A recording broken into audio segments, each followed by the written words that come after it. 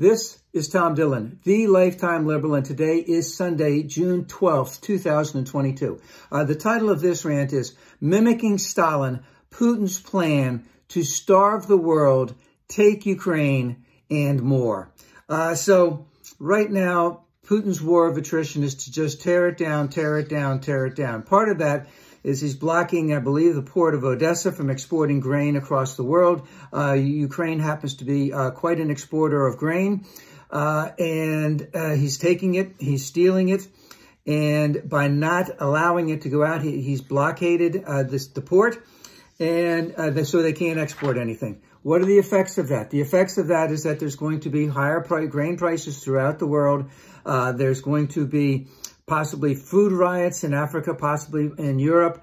There is going to be starvation, most likely in Africa. What is that going to cause? Mass immigration to Europe. All of that is going to cause incredible amount of political instability, especially if there's mass immigration to Europe. Putin's plan on all of that is, yes, let people die, starve them to death, create instability in Europe, and hopefully then Europe will then, relax their sanctions or abolish their sanctions, and also basically give Ukraine away to Putin if he then goes ahead and allows the grain exports to go through. So, we really can't let this happen. It is, just a terrible, terrible situation that Putin is willing to allow up to millions of people to starve for all of this. And of course, if he gets this, of course, we also know he will not stop. All right. So what do we need? We need more sanctions. Yes. Okay. Yes. Do we need more arms? Yes, we need more arms.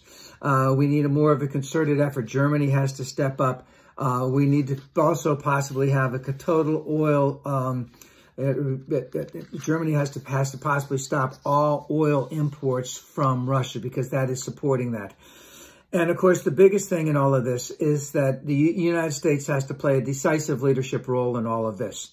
Now, part of Putin's plan in all this, with all of that instability that I'm talking about in Europe and Africa, is that, yes, it will have higher food prices here, higher energy prices here, and the Republicans will use that to blame Joe for everything when it's really Putin's fault, so that they can get elected in 2022. And that's something that we just can't have. And of course, that's a prelude for further instability so that Trump can come back in 2024. See the diabolical plan that Putin is trying to create here. So the GOP is going to blame everything on Joe. They're going to get reelected in 22. It's going to bring Trump back in 24. They're going to try and impeach Biden in 23. So the U.S. and Joe, they really need to get ahead of this. They need to get ahead of this right now. They need to preempt Putin on every single move that's going.